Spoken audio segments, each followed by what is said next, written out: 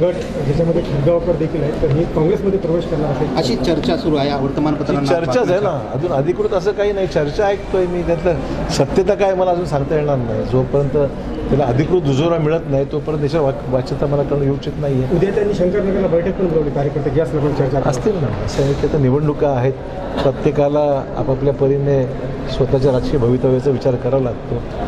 मला अजून काय अधिकृत सांगणं कठीण आहे, कारण त्याला काय दुजोरा कोणी असा अधिकृत दिलेल्या बातम्या आहेत.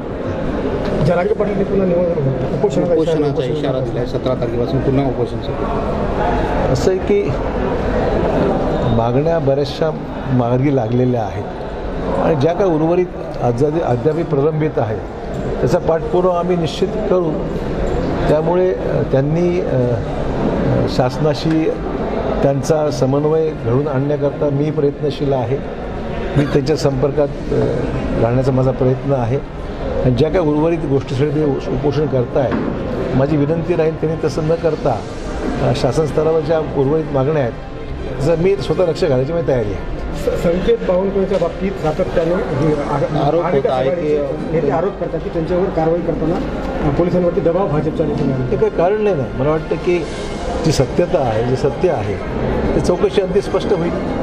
त्यामुळे तसा काही विषय प्रकरण कुठलाही दडपण्याचा प्रयत्न अजिबात बावनकुळेही करणार नाही आणि कोणी करणार नाही.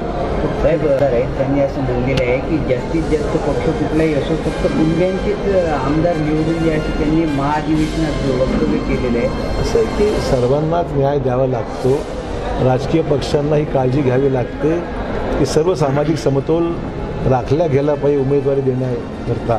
ही भाजपची भूमिका आहे आणि त्यामुळे असं म्हणणं चुकीचं राहील. देत असताना त्या भागातली परिस्थिती आणि स्थानिक लोकांचं जी काही मागणी असेल त्याप्रमाणे विचारात घेऊन सीट निवडून येईल याकरता सामाजिक जी काही बॅलन्स ठेवणं आवश्यक आहे त्याची काळजी घेतली पाहिजे. प्रतिभा धानोरकरांचं हे वक्तव्य जे आहे ते लोकशाहीसाठी घातक आहे का? प्रतिभा धानोरकर मी काय म्हणलं आहे का, त्यांचं वक्तव्याशी मला काही घेणं दिलं नाही आहे. माझा विषय मर्यादित आहे की भाजप ज्यावेळेस उमेदवारी देईल त्यावेळेस ती सामाजिक समतोल राखल्या जाईल याची दक्षता आम्ही घेऊ.